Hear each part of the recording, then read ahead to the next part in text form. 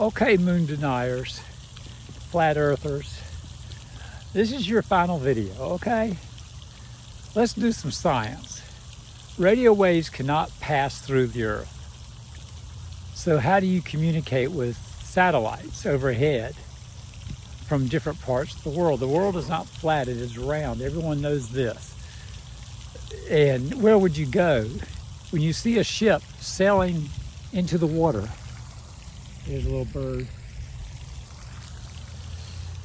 When it goes to the horizon, it doesn't shrink and just disappear like that. That's flat.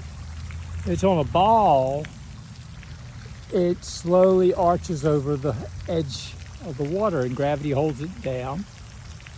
And you see the tip of the sail, but you lose the ship. That's going around a curve.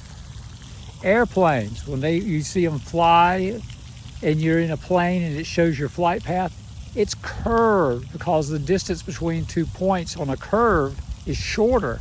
If you curve, okay? When they launch into space, they want to launch near the equator because the equator the guy that wrote Project Hail Mary and The Martian, in his book Artemis, he made the launch site in, I believe it was Kenya, in Africa. So they could launch near the equator and get into orbit faster because the bulge of the Earth is fatter there. So you get to orbit quicker and you want to orbit around. And getting to the moon is not that big a deal. If you can get into space, we get up into space. Do you believe that? We have a space station up there. You know, we have big rockets that push everything. That's all the fuel is getting up into space. That's how big that rocket has to be just to get into space. And then you got the little third stage when you did the Apollo missions. You would have thrust to the moon, but you don't have to keep the thrust because there's no air in space, friction to slow you up. So you just keep going. Just keep going around. That's why it took 3 days to get there. If we had another tanker to hook onto that was full of fuel, we could have used blasted like mad and just shot to the moon real quick. But we didn't. So you have to limit it. I mean, we got this big rocket, but that's to get you up there. Then you got this little piece, the third piece, give it a little push, and the moon's orbiting the Earth, and it took about 3 days. And basic math, they calculate when the little rocket's going to meet the moon. And then it meets the moon, and then they use a little fuel to adjust, let the lunar module down. And the worst part was trying to find a place to land. They said Neil Armstrong was like going through hell, running out of fuel, trying to find a place that didn't have rocks all over it to land the little lunar module. He lands it. Then they've got the lunar module's got this fuel that's, I think it's a solid fuel or liquid fuel. Well, either way, it's not controllable. It doesn't have, you can't make it go. It was once you light it, it shoots up in the air. And that's how they got back up towards the lunar module. It had just enough fuel to get them up there, and then they would orbit and reconnect with the command module and the top part of the lunar module that landed on the moon. That's science. But if you think it's hard to get to the moon, it's hard to get there and live, without something going wrong. I mean, if you've had a car and just one day it just want to, just think of Mars. Every day, you're hoping nothing goes wrong major. I mean, you can fix some stuff, but you're going to be, they give you a little rocket boost. Maybe you get a little orbit around the Earth. They give you an extra boost. I don't know how they're going to do that, but they aim for Mars. And Mars is over here, but it's coming around in orbit. And what you do when it's finally around, because everything's round in space, everything is round. So it circles the Earth, circles the moon, moon circles the Earth circles the sun, round, round, round, round. The Earth is round. You can see the other planets are round. Some of them rotate, so you can see them, they're round, just like the Earth. Duh. And they've landed, Russians have landed craft on Venus and sent back a couple pictures before it burned up. We've landed on the moon. I mean, the Russians did the Venus thing. It looks like hell when you get there. But, I mean, there's no denying it. Science There's not thousands and thousands of people covering this stuff up. This has actually happened. People have died trying to get to the moon. And it's round. You can see the other planets around. The moon is round. Technically, we've gone around the moon and taken pictures of the dark, what they call the dark side. It's more twilight. It's not that dark because it's got sunlight that kind of filters over in there. But there is there are other planets. You can see the orbits of other planets that actually orbit, and you can see other sides. They're round too. Everything's round. It just spins when it's real hot, and it kind of maintains. How's that happen? How's gravity work? I theorize a very small black hole in the middle could be churning and keeping the magma going, and fuming out top and bottom. And then the planet's everything's closed in on the black hole, that dirt and stuff, but it's packed in. And then the magma just keeps circulating and circulating, and it creates a ball. And some people think the moon came from the Earth, a big planetized thing hit it, it blew out, or it could have just come into orbit, but it's made of a lot of the same thing we've got. That's why they figure that's the orbit, as opposed to all the moons everywhere else that seem to be floating in and have their own little creation story and their own little atmospheres and different things like that. And the science points at the possibility that Venus had water, Mars had water. It shows great evidence of Mars having water back millions of years ago. So, we're in the right place right now. The sun, the distance from the sun, and all that. But the science is inevitable. All the planets are round. So that means we're round. And satellites circle the Earth and broadcast messages. And you can track satellites on apps. You can track the International Space Station. And that's up there. You can see it in the sky, floating around, zipping around. It's just, don't give in to weird conspiracy theories when everyone on the planet goes, you're wrong, you're weird. Just kind of back off a little bit. I know you've learned stuff. You've been to college and you've been told things. You got on the internet and you were told things were a conspiracy, that 9/11 never happened. I mean, get it real, man. Man, I watched it on live TV. I've seen stuff. It's crazy. It's like, the Wilbur Orville never flew an airplane. What? Of course they did. How do you think those airplanes get? I've flown on airplanes. There's always somebody denying something. And it's crazy. And just don't be that person. Take a break, do a little more research. There's a thing on the moon that you can send a signal to. They talked about it in Big Bang Theory one time. And they were on the roof of a building and they were sending this signal at the moon. And there's a plate that would reflect the signal back to your device. And it's on the moon. So you aim it at the moon, it's where this plate is going to be, and you send this little laser signal, and it reflects back, and the exact amount of minutes that it takes to get there and send the signal back, it comes back to your device and says, hey, ding, got the message, got the little signal. It bounced off and came back to your thing, and you're like, cool. So there's stuff on the moon. There's an old dune buggy up there. There's stuff. There's the flags. Probably don't have any printing on them anymore because, the sun would have bleached them out by now, because the sun bleaches out everything, and it would have just sat there in the bright side of the moon. It would have just cooked. But we've got stuff you can see from the moon. You just need a big enough telescope or satellite. You need something that can get that big. A little home satellite, you're like, a little telescope, you're like, I don't see where they landed. I don't see it. Well, you got to get a little more magnification, okay? But you can see it. It's science. They got things that can see it, all right? They're there. It's not fake. It's there. You can see the rockets launching.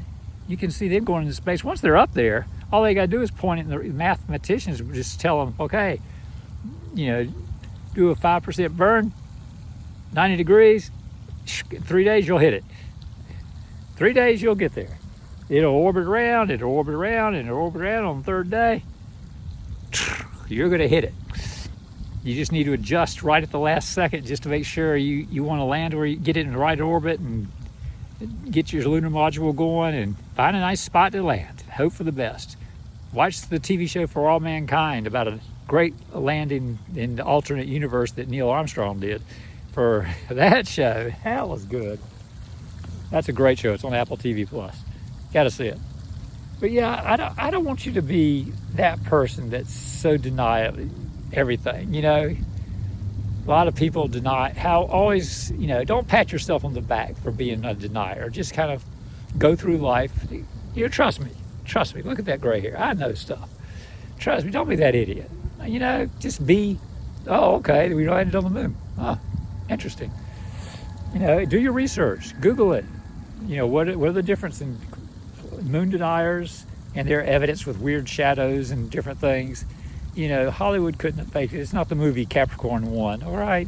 You know, thousands and thousands of people were involved in this.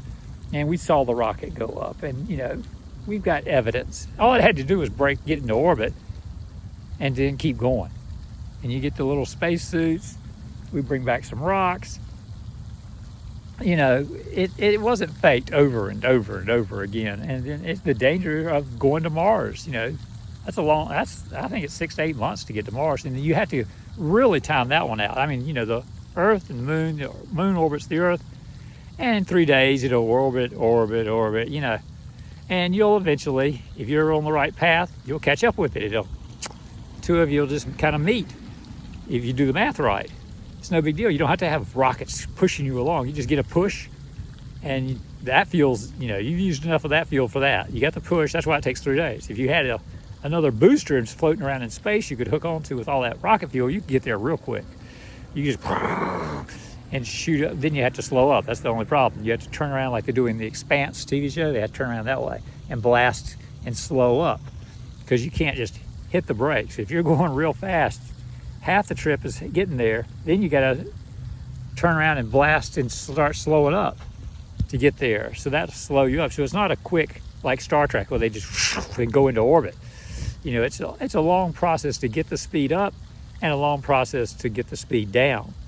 That would be the real world.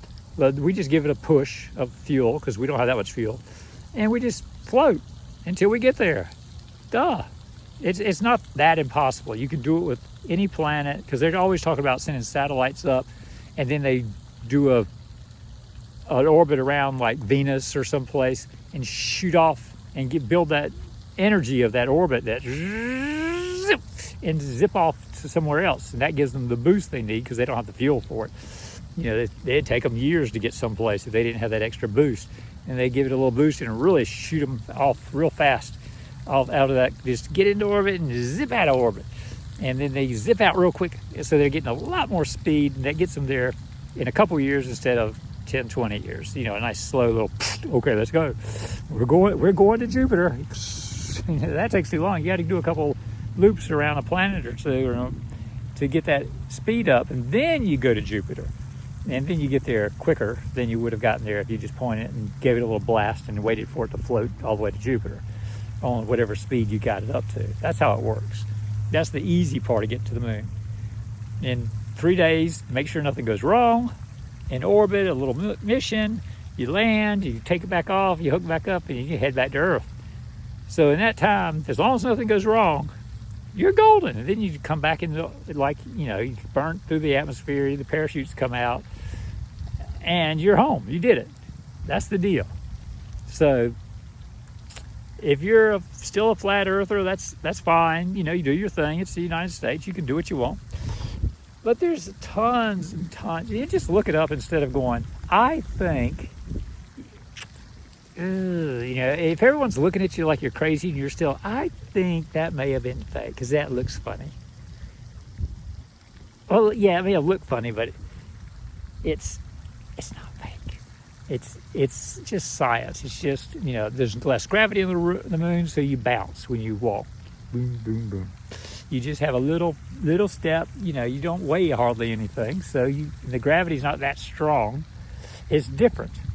And if you grew up on the moon, your bones, you'd have to do a lot of exercise. You probably wouldn't make it back to Earth. Your heart wouldn't be quite as strong. Your bones would be weaker. You know, that would be, and they mentioned that in the book Artemis, that, you know, people that lived on the moon, they usually like people to come later in life so that they can adjust and have the necessary bone growth, but you're still going to lose bone mass a little bit if you stay too long. That's what they're worried about on Mars. They got to have the exercise. They got to be able to exercise and get some, have resistance machines to keep them going. Get that resistance. When you get older like me, you got to have osteoporosis, is the bone degenerative disease. And when you work out, doing a walk is great, but they tell you to maybe put a knapsack on with some weights in it, or ankle weights, or you see people with hand weights in their hands. They're walking with their hand weights, because that extra weight puts a little more resistance on your bones, and that helps slow up osteoporosis, as opposed to just walking. If you're just walking, you're doing good, but you really want to put a little stress on those bones and get them, and they're like, I don't like this. And then when they lighten up, they grow back a little bit stronger. They get a little cracker, a little fuzzy from getting too much weight, too much exercise. That resistance, that pushing, makes them stronger and slows the degeneration of bone mass down. Because when you get older, and it happens pretty quick in life, your muscle mass shrinks. You have to keep it going. That's just the thing. And being on these moon missions and stuff, you got to have young astronauts that are in good shape, and they have to stay in good shape. And they have to eat right. And, most of the vitamins they need vitamin D for sunlight. That's the biggest vitamin they need in space. They have everything else in their food, but they give them vitamin D for sunlight, because they're not going to be getting much sunlight on Mars. They could get it on the moon, but it's through a faceplate because everything else is covered up. And when they develop a little base on the moon, you have to stay, everything's pretty locked down. There might be a window or two, but everything's pretty locked down. You still got to take that vitamin D.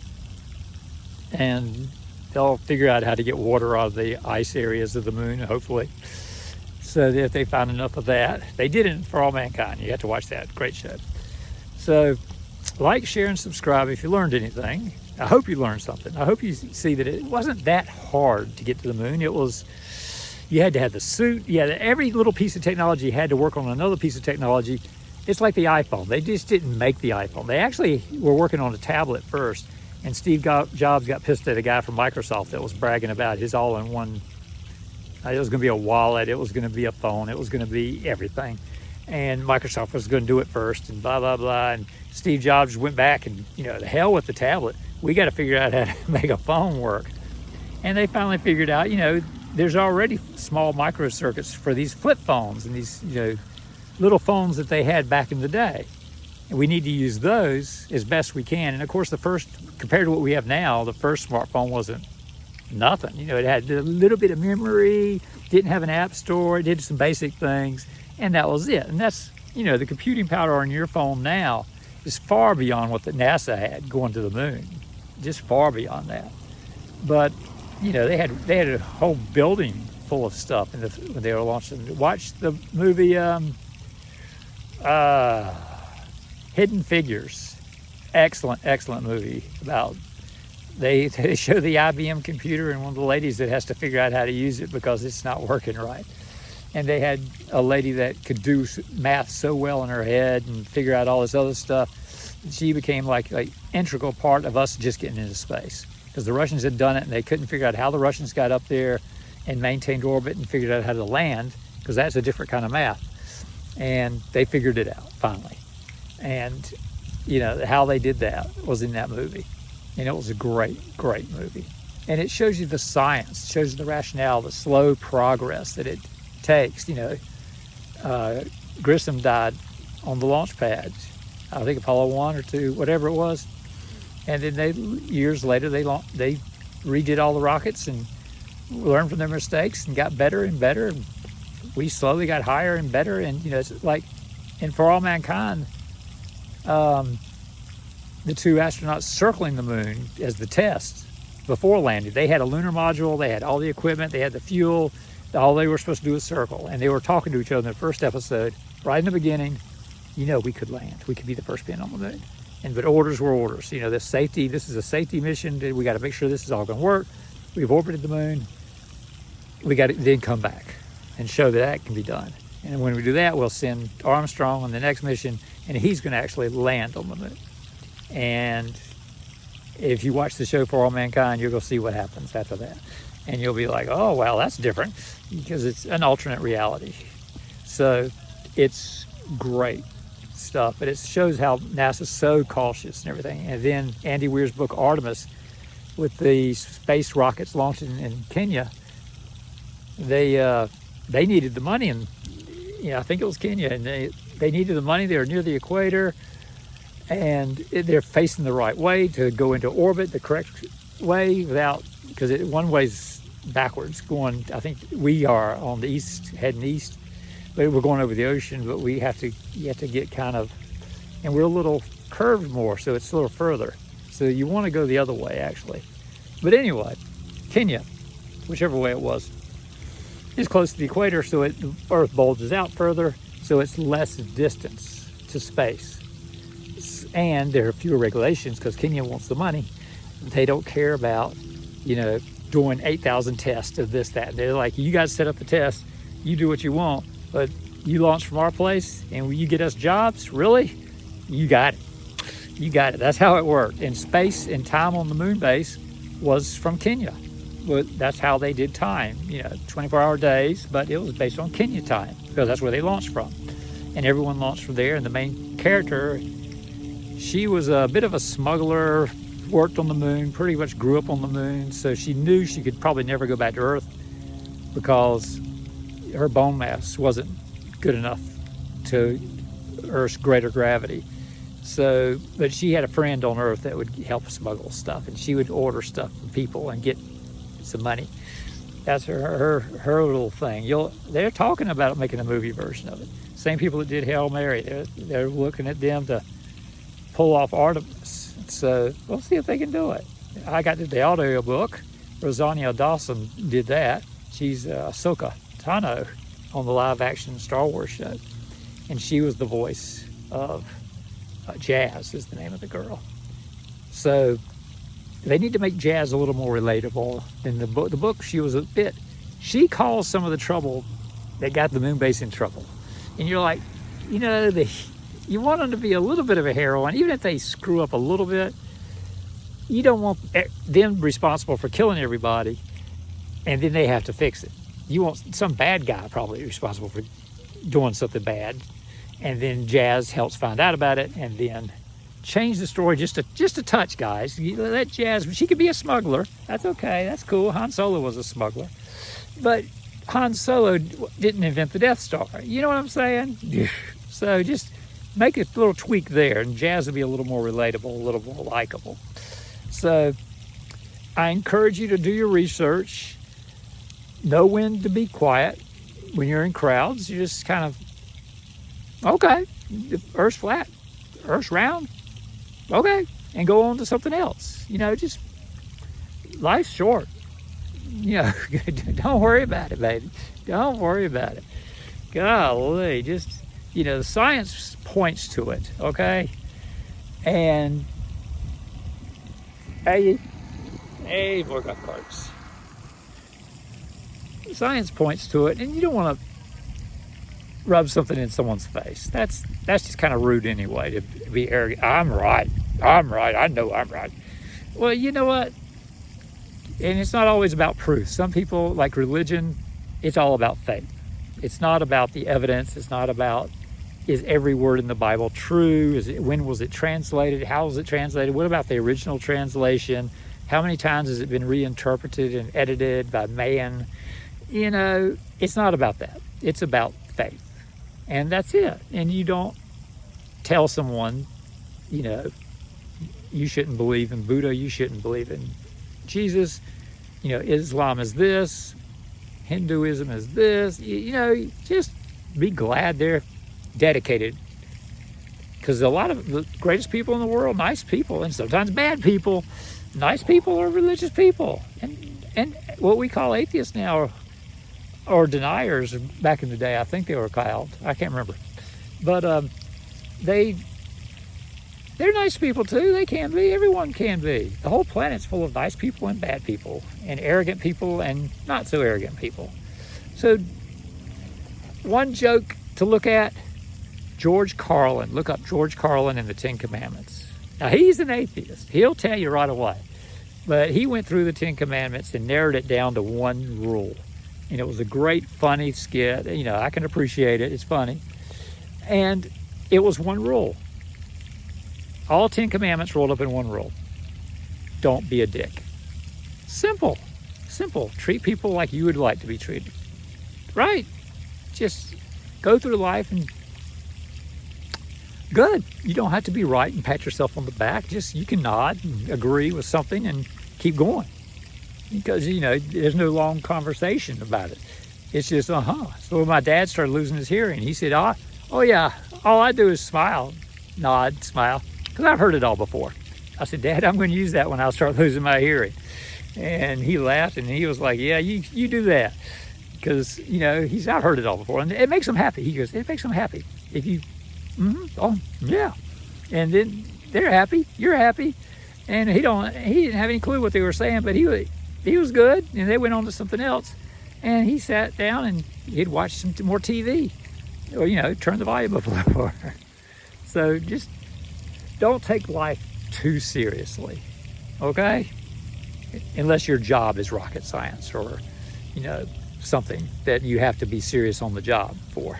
Do that. Don't be a goofball. All right. Like, share, and subscribe. This is something to think about. Have a great day. Bye.